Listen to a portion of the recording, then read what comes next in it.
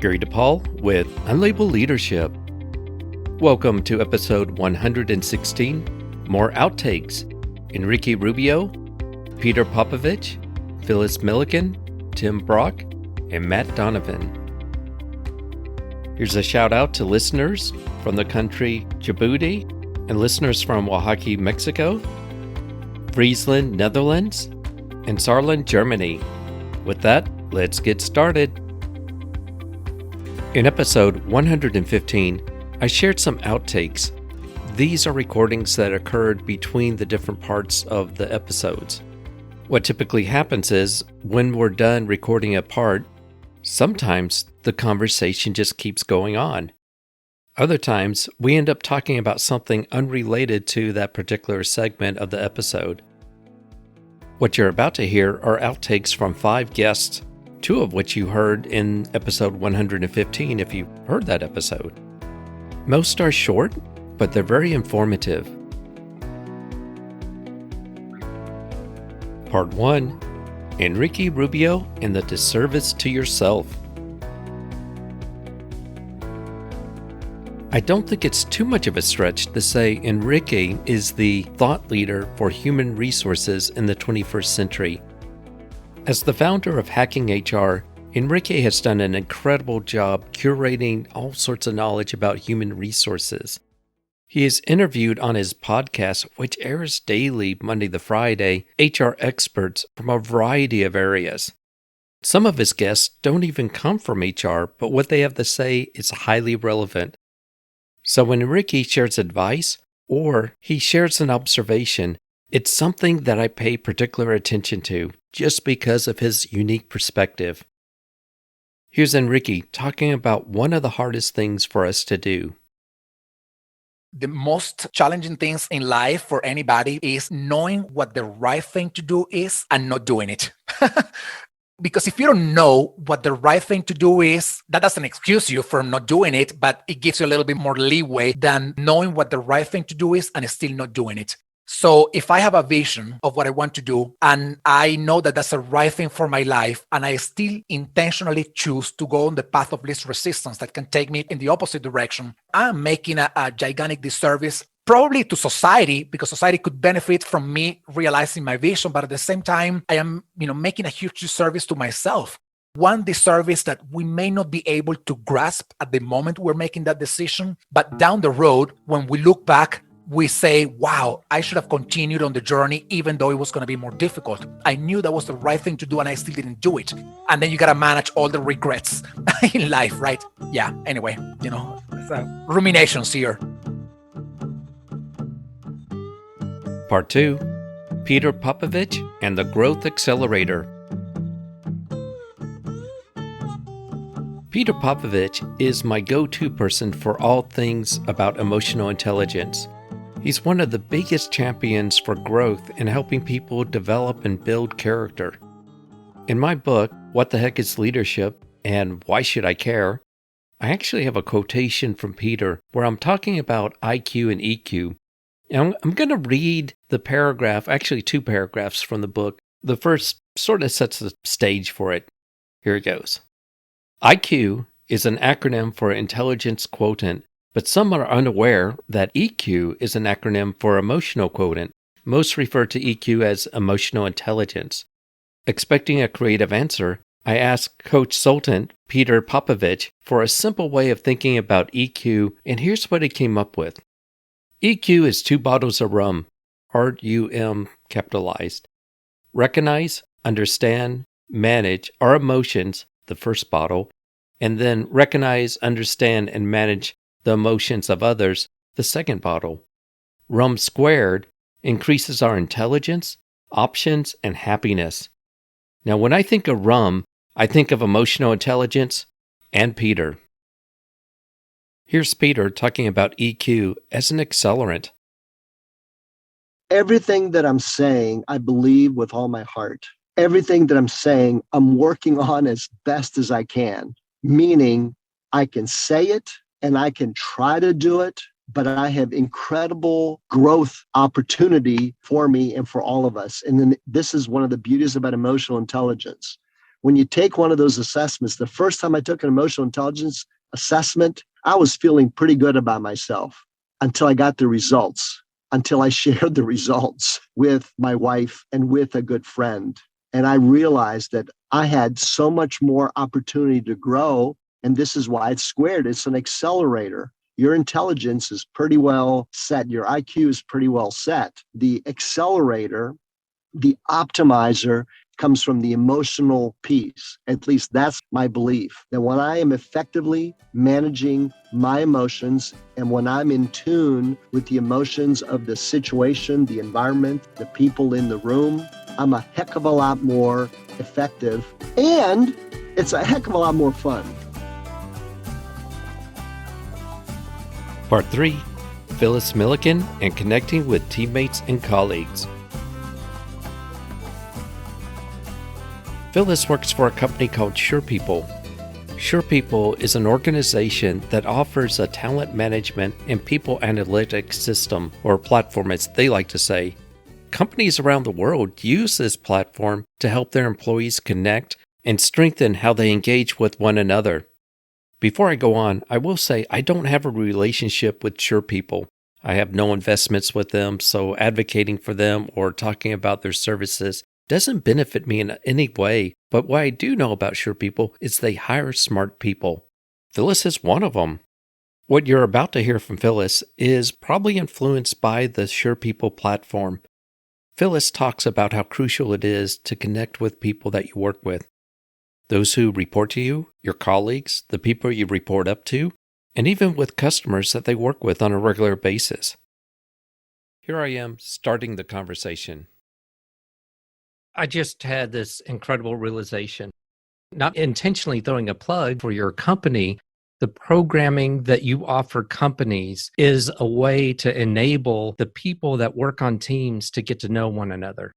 It really is, Gary. I mean, I appreciate you saying that because we practice what we preach. I really love what we have in terms of an offering, the ability to be able to see yourself and somebody else, your profiles kind of side by side and understand how they operate. Really what that does for you is it's almost as if there's a unique language to every individual. You're learning their language. When you're learning their language, it helps to break down some of the barriers that sometimes occur that neither one may wish to exist, but sometimes occur just because of the language differences. One of the areas I think is kind of pretty easy, transparent is another aspect about me is I'm very low on the need for recognition.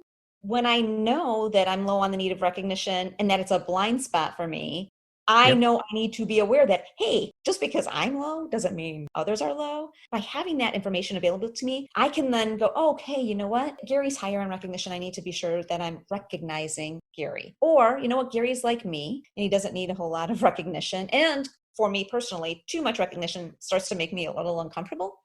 Being able to know those things and tap in those things is so important. I had a VP I reported to who said, why should I recognize you? I recognize you by giving you your paycheck. That's what you get paid for. Why should I tell you you're doing a great job? He did learn the importance, but it took him a while to get there.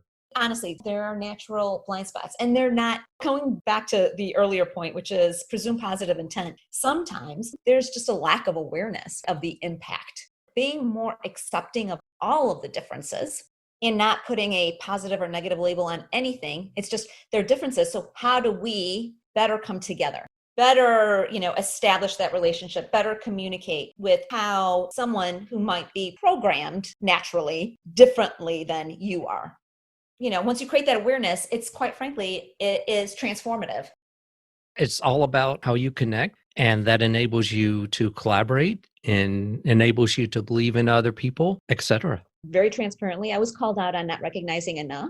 And I personally was struggling with okay, so what does that mean? Because I didn't need it. I didn't know what it meant necessarily. Like how do I bring that into action in life that didn't feel hollow, didn't feel superfluous or fake? Yeah. You need to provide more recognition. When I initially got that, I was like, okay, exactly how? Like for what? Yeah. And I was happy to do it. I just didn't, I needed to learn how to do it. And I would say that, kind of like the final piece is, I would say the one thing that I would encourage anyone to do is just be a continuous learner, genuinely. To think that your growth is over, there's nothing new, being curious and genuinely seeking to improve and learn new things keeps you engaged. It helps you throughout your daily life as well as within your career. And there is so much to learn from your leaders, but also from your peers and from your employees, and try to put them all together, taking the time to learn from everybody. Part 4, Tim Brock and Why Leadership is Crucial. A while ago, I was doing an analysis project of mid-level managers, and a director came up to me and said, if someone said to me a few years ago that one person's toxicity could ruin a culture, I wouldn't believe it. However, he said he's been in one of those organizations in which one vice president damaged the culture and ruined the department. In episode 12, Tim Brock shared about his experiences being a principal at a school in Central Florida. What you're about to hear is an outtake that did not make the final episode, in which he talks about a couple of teachers who really did a lot of damage. But more importantly, he talks about in a humble way how he could have made a difference if he had provided more leadership in the way he did when he originally started with the school. I found this to be very insightful, and I think you'll appreciate what he has to say. So in this situation, I didn't know this was going on behind my back. This is what they were doing out there. The trust was being destroyed in the school. They had their vision, and they were creating two camps within the same school that was pitting teacher against teacher. And I was oblivious that this was going on behind my back. After these individuals were dismissed, the school board decided to merge the school with another school that was struggling to try to save both the schools. Now, this created even more angst amongst the teachers, who would now have to compete with teachers from the other school for their old jobs. Parents were also upset about all the changes and the chaos. The combined school board decided to hire a new principal rather than have me or the other school principal take that position for a fresh start. And that's what I expected. So I left, and they hired a new school principal to come in who had extensive experience running another school. And this new school principal lasted one semester and resigned. Wow. Then the school board chairman became the principal for the second semester, and the school closed at the end of that semester. The school board chairman was one of the people who thought he could do a better job. So nanny, nanny, boo-boo. The thing I looked at with this situation is here we had something really cooking and really going. But because I failed to pay attention to what was happening among my people, and I say my people, I'm talking, they were my team. They were my people. We identified with each other. I got sidetracked by doing the things that they expect managers to do. And I was trying to lead the school into even greater depth with the vision. I allowed things to start to unravel underneath me and allowed division to occur. If I'd been out maybe talking to the teachers or talking to different people, I would have had someone maybe say, do you know this is going on? Because nobody was going to come forward and tell me. They just got upset. Again, as far as the leadership goes, commanding myself before I can lead others, is I had to discipline myself to say no to all these busy things that I was doing over here to focus on what the most important thing was. I'm a big believer that you achieve organizational results through the results of people. People are the key element. Organizations are people. If you ignore the people, if you don't have relationships with the people, if they don't have a relationship with you, if you don't maintain that trust, that mutual trust and respect, it'll unravel. And that's what happened in this situation for me. Part 5, Matt Donovan and Resolving Dilemmas.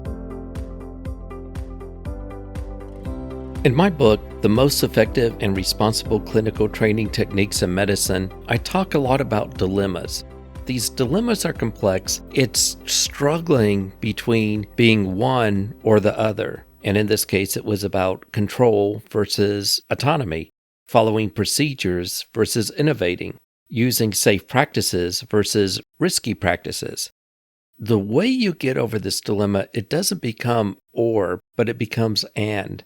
You embrace both and let the situations dictate how much of one you use versus the other. A great example of this is with strategic performance versus adaptive performance, which is talked about in the book Primed to Perform. Strategic performance is doing the work to get you towards a strategy, a business goal.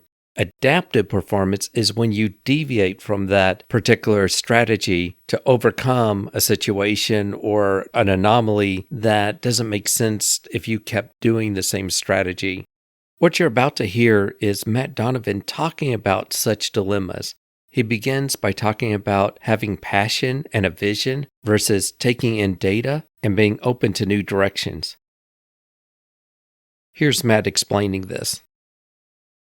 To balance being passionate and having a vision and being passionate in a direction and what good looks like and where you need to go, but having a growth or open mindset versus a fixed mindset of what execution looks like. So as you go about working with others to achieve the outcomes and the goals that you're trying to set forth within it as a manager, but practicing good leadership as you're going is constantly being able to check your biases as you're going through the door. I mean, it's a really hard balance to almost simultaneously be passionate, have a strong vision, but still create space for openness and being able to manage and take new data in and still make a decision with it.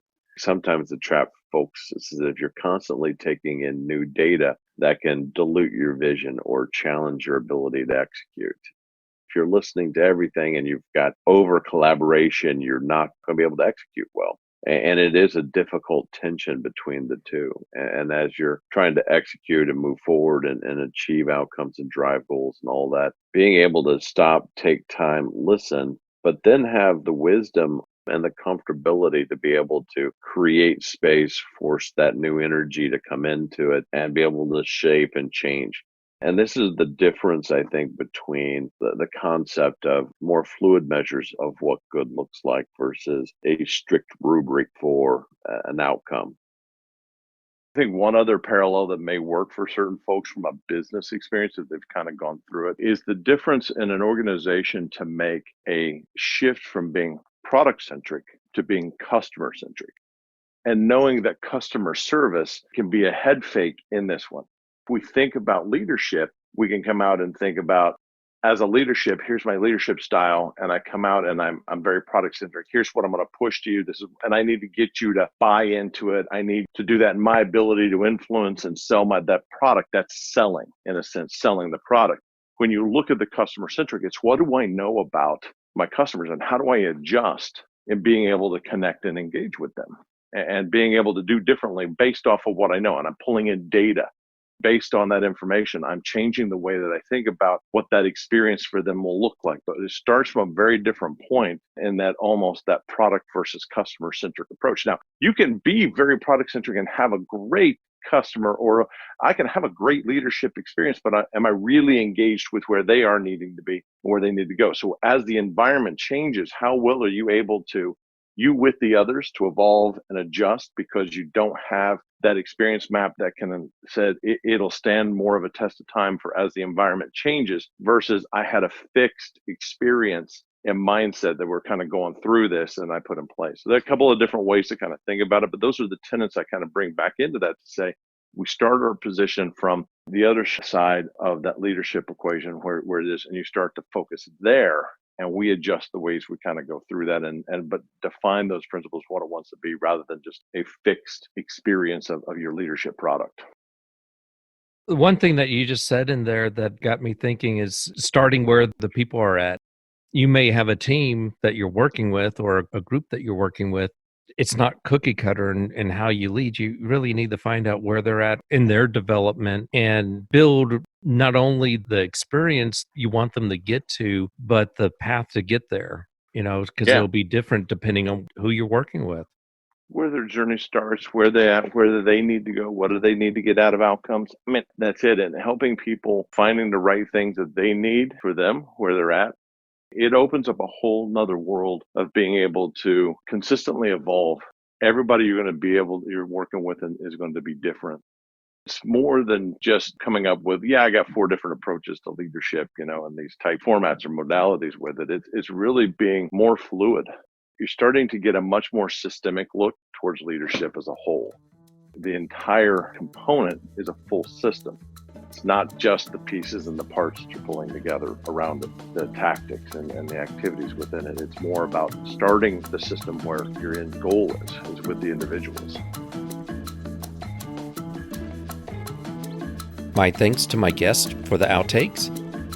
If you'd like to learn more about my guests, go to the show notes. And if you have a question or comment, go to unlabelledarship.com, click the message icon, and leave a voicemail message for up to 1 minute. I'd like to thank those who contribute to the show. Your contributions make a difference because this is an all-volunteer service. I'd like to thank you for listening. This is Gary DePaul. Until next time, lead on.